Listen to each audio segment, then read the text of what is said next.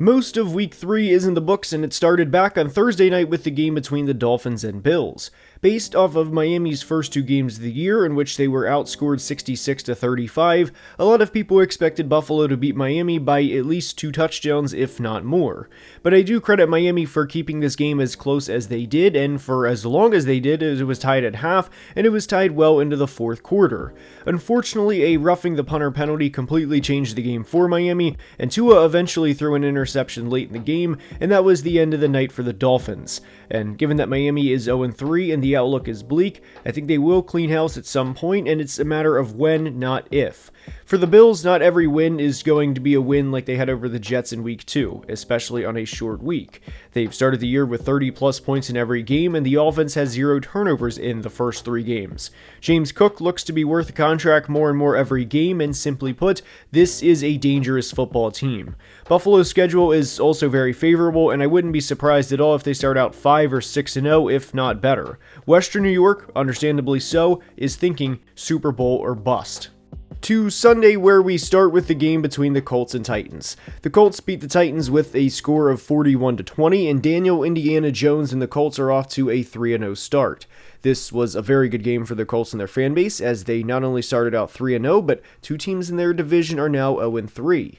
Jonathan Taylor had over 100 yards and 3 touchdowns, and despite the fact the Colts put up 41 points and won by 21, they punted for the first time all year in this game, which is unacceptable, and Shane Steichen may be on the hot seat due to this. Jokes aside, a truly all-around great weekend of football for the state of Indiana.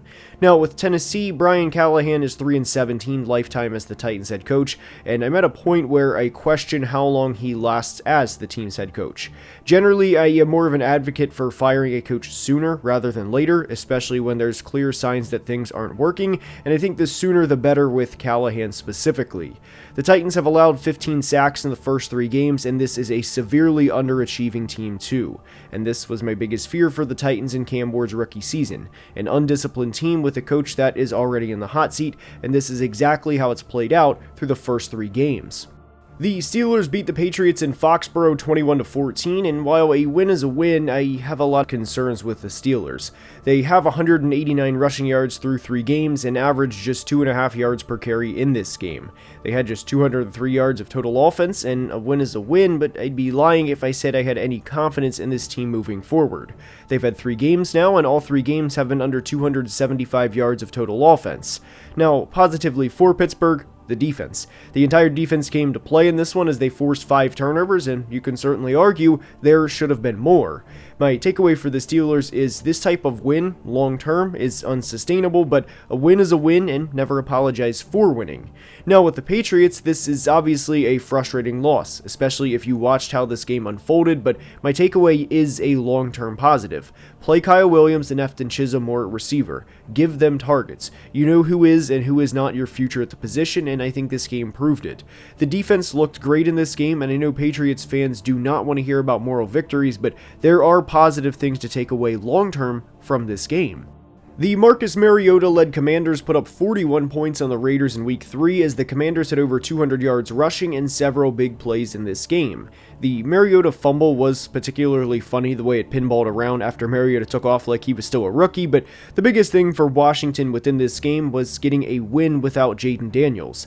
Washington did not look good in the Week 2 game against Green Bay, as that looked like varsity versus JV for most of that game, and to come out in this game and run for over 200 yards and put up 41 points after an extended break was absolutely huge for this team, and they did what they needed to do, which was take care of an inferior team. The Raiders' biggest takeaway in this game is simple. Unfortunately, you have Geno Smith, Ashton Genty, Brock Bowers, and even Trey Tucker, who had the game of his life in this game, but if your offensive line struggles as much as the Raiders' offensive line did in this game, and ultimately has through the first 3 weeks, it really doesn't matter. And I hate to be this negative about the Raiders, because I think they are a very fun team to watch when they're clicking, and they have a very fun group of skill position players, but this team's season in a lot of ways might as well be over with how poor this offensive line has played through the first 3 games. The Bucs survived a scare from the Jets as they won 29-27, and one of my fears heading into this game for Tampa was with how many guys they have out that the Jets would give them a scare, and they gave them a hell of a scare. Mike Evans also left this game and was not in the final drive, and the biggest thing for Tampa is a win. This is the first time the Bucs are 3-0 since 2005, and aside from trying to get everyone healthy, that is the only thing that matters. There is a conversation to be had about special teams and how Tampa is winning these games, and I do think there is some concern to be had, but I also think that's better to dive into in another video where we discuss more in depth. But for the Jets, the biggest thing I wanted to highlight from this game, or to see from this game, was how an Aaron Glenn coach team would respond in the face of adversity. How would they respond after getting killed the way they did against Buffalo? And for as far as I'm concerned, they responded well. This was always going to be a tough game to go into Tampa and win with a backup quarterback, especially in a game where Tyrod Taylor threw a pick six, but the Jets special teams made a big play late in the game to give them the lead and kept them alive. The Jets roster isn't great, and we know that, but they responded well in this game, and that was the biggest thing I wanted to see from this team. The Jags defeated the Texans with a score of 17-10 and improved to 2-1 on the year, and this was certainly one of the games of the 2025 season. Houston is 0-3, and what I think is most frustrating about the Texans season 3 games in is the Texans have allowed a total of 51 points in 3 games. The Texans offense has 3 touchdowns in 3 weeks, and I have a lot of questions.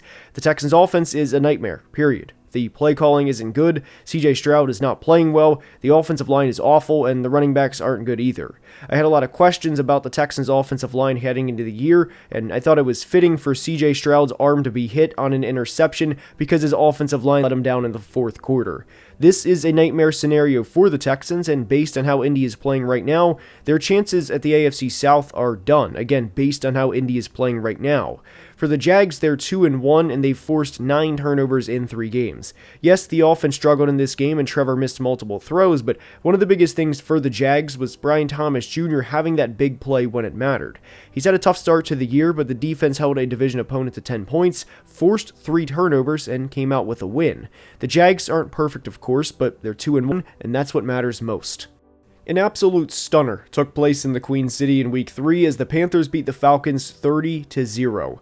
Michael Penix threw 2 interceptions, and while Penix obviously didn't play good, the coaching from Atlanta was bad too. Perhaps the best play to sum this game up was Atlanta calling a timeout with 40 seconds left, yes, down row, with the ball on the 41-yard line to presumably score, but as you guessed it, they ran the ball out of pistol, again down 30 points. And also, as you can probably guess, Atlanta fumbled the football and Carolina took a knee to end the game. That summarizes this game for the Falcons, and given how dominant they looked in Minnesota in Week 2, I have no idea what to expect from this team in Week 4. Also a very tough day for kicker John Parker Romo. Now for the Panthers, this is the type of win you've been waiting for. Congratulations. This was awesome for the Panthers to have a game like this, especially with everything they've went through over the past few years. I think if you would have asked a Panthers fan prior to this game starting that if Kirk Cousins would have played, they would have taken a deep breath and prepared themselves for another tough game. But they kicked the Falcons' rear end, and I hope for the sake of Panthers fans, this is the start of things to come. The Minnesota Vikings absolutely dominated the Bengals 48-10 with Carson Wentz starting at quarterback. But the story of this game was corner Isaiah Rodgers having, and this is not an exaggeration to say, one of the best single games in NFL history from a defensive player. In this game alone, Isaiah Rodgers became the first player to have a pick six, a fumble return for a touchdown, and 2 forced fumbles in the same game, and he did this in the first half. The Bengals were outgained 352-171, and the Vikings also had a 62-yard field goal before half to give you an idea of how this game went for Cincinnati. And unfortunately, this was one of the ugliest performances you'll see from any team in 2025. Now, for Minnesota, they won by 38 points, their arch-rival lost, and they escaped this game healthy. You can't ask for more. Christian Darrisaw looked good in his return, and Kevin O'Connell had a much better game as a play caller in Week 3 than he did in Week 2, and they fed Jordan Mason and effectively let him cook, and good things happened. All in all, a pretty perfect Sunday for the Minnesota Vikings. The Eagles beat the Rams 33-26, and I'm sure there are a lot of Eagles fans who had some thoughts about this game at half, and they were very valid thoughts at the time. Kevin Patullo's offense looked terrible in the first half, and there was a point in this game where the Rams outgained Philly 212-33. But the Eagles' second half offense came to life, and this could very easily prove to be a turning point for them in the 25 season.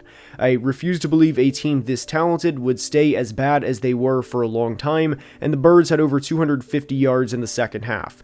The Birds also scored 26 unanswered points to close this game out, and a big shout out to Jordan Davis for scoring on the final play of the game to officially put the Rams away.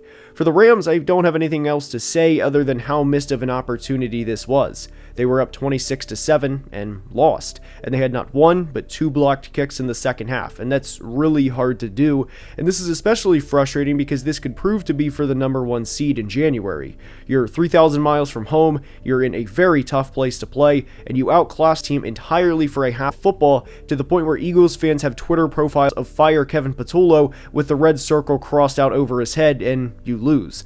This is obviously a very talented team, but this was an incredibly big opportunity that was unfortunately wasted. The Browns beat the Packers 13-10, and the biggest takeaway I have for the Browns is how legit their defense is. I know they gave up 41 points to the Ravens in week 2, but a lot of those points were allowed because of short fields, and for reference, the Browns only allowed 242 yards to the Ravens offense. But the Packers could never get going in week 3, and truly good for the Browns to pull this win out the way they did. A blocked field goal and having the guts to call a play over the middle to be able to get the spike down with a couple of seconds to play was an insane ending to this game, and good for Cleveland to get a win and, in theory, be one game out from the division lead. Now, with Green Bay, you can't help but think this is one that got away. The Packers is still very much Super Bowl caliber, but the poorly timed Jordan Love interception was brutal, and this is a particularly tough loss because this is one the Packers needed to take care of. If you lose in Detroit or lose in Philly, those are fine. They are what they are, but you cannot go into Cleveland coming off multiple days extra rest and lose. If you would have said to any Packers fans, hey, the Browns are only going to score 13 points in this game, they'd probably reply with great, we're 3-0 heading into Micah Parsons' return in Dallas, and rightfully so, but they're not. And they will be fine long term, I do want that part to be clear, but you can't help but think how much they let this one slip away. The Seahawks beat the Saints 44-13, and this game was an absolute runaway. Seattle was up 38-6 at half, and a huge part of this can be attributed to Seattle's special teams. They had a punt return for a touchdown in this game, as well as a blocked punt to set them up with the ball inside the New Orleans 15-yard line, and this all happened in the first quarter, and pretty quickly they were up 21-0. Torrey Horton looks great through 3 games, and he was a player I was very high on in the pre-draft process, and I couldn't be happier for both Seattle and Torrey himself, of course. Seattle is well known for playing in very weird games, for lack of better wording, but this was the rare, and I mean rare, game for Seattle where they were in control all throughout, and they look really good through 3 games. For the Saints, this is a team that does not have a good offense, and when you get down 21-0 in the first quarter, with the limited firepower they have, it's going to be tough to come back from, and they were set up to fail by the special teams from the start, and unfortunately they could not come back. We knew the Saints aren't going to win many games this year, but I still am a believer that they will be a nuisance if they simply don't lose games, meaning beat themselves in the first quarter like they unfortunately did in this game. San Francisco beat Arizona 16-15, and this was my biggest fear for the Cardinals. They were in a position to effectively steal one in the Bay Area, and unfortunately lost. There's a lot of things to be said about the Cardinals coaching staff and the decisions they made, and one I think of specifically was on the 2nd and 9 right before the 2-minute warning, but this was a game where you needed 17 points from your offense and still lost. And the defense even provided 2 points in this game via a safety, and my concerns for the Cardinals moving forward that I was hoping would change this year is how the Cardinals play not to lose a lot of the time and then inevitably end up losing. And while I don't think the Cardinals are a Super Bowl caliber roster, if they had a team with a coaching staff that was more aggressive, they could very easily win a playoff game, and that's what's frustrating for them. For the 49ers, obviously the best part of this game was a kicker, kicking a game-winning field goal, but the Mac Jones-led 49ers had 10 fourth-quarter points when they needed it, and my biggest thing with the 49ers is if they can get healthy, they will be a problem. Unfortunately, that's a big if right now, but this team plays the Jags next week, and they can very easily start out 4-0. Also, shout out to Ricky Pearsall, as I think he is going to be a problem in the NFC West for the next several years. The Chargers beat the Broncos 23-20, and this was a very stressful game for the Chargers as they were down 20-13 with 3 minutes to play. Justin Herbert had a really good touchdown pass to Keenan Allen to tie the game, and then the Broncos went 3-and-out, which set Justin Herbert up for a game-winning opportunity. The Chargers capitalized and are 3-0 with 3 division wins to start the year, one of which was in Brazil. 5 players in this game had 40 or more receiving yards for the Chargers, and the NFL season is obviously a marathon and not a sprint, but what I will say about this team is they look different through the first few weeks, meaning not the same old Chargers. We obviously don't know how the season will play out, but the Chargers, and especially with how Justin Herbert is playing, are going to be a team nobody wants to play. Unfortunately, this was the second straight week Denver lost on a field goal as time expired, and I think it's fair to question where this team is right now and what their plan is moving forward. The coaching decisions at times are questionable at best, and if we're having these discussions in September, I don't think it's going to magically get better overnight. And the reality is, this team has postseason aspirations. It would be very dumb to say Denver is a lost cause and they're not going to fix anything, but I have a lot of questions with the coaching staff, the play calling, and the decision making from the coaching staff, specifically not going for it on 4th and inches when they could have. And unfortunately, you can very much argue this team should be 3-0. The Bears. Yes, the Chicago Bears beat the Dallas Cowboys 31-14, where Caleb Williams looked good and threw for nearly 300 yards and 4 touchdowns. I was glad to see the Bears finally get Luther Burden involved, and him and Rome Odunze combined for over 160 yards and 2 touchdowns. The offensive line also allowed 0 sacks, which was a delight to see compared to the first few weeks of the year, and this offense was what Bears fans were excited about all offseason. And if you're a Bears fan after this game, enjoy it, maybe with a Portillo's hot dog or a Gino's East pizza. This is what you've been waiting for since the selection of Caleb Williams in April of 2024. And I also want to credit Matt Eberflus for finally unlocking Caleb Williams. For Dallas, I'll be honest, I don't have a lot. This is bad. This is a prime reason why you don't trade a 26-year-old pass rusher in their prime. The Cowboys have no pass rush, and due in large part to this, the corners also look worse because they have to cover longer, and you saw what happened in this game. Ben Johnson called a great game, and Matt Eberflus had no answers, and unless the Cowboys put up 30 points every week, this is going to be an incredibly long year for Dallas, and I think we all know that. So while Dallas may win 7 or 8, or even in the best case scenario, 9 games and make the playoffs as a wildcard team, I kind of go back to the question, does it matter? And while the Cowboys season isn't technically over, I think we all know how this year will end for the Dallas Cowboys. I hope you enjoyed, and if you did, please like the video and subscribe, as we are trying to hit 215,000 subscribers by the end of the month, and I cannot thank you guys enough for the support. Until next time, please be safe and have a great day. Love you guys.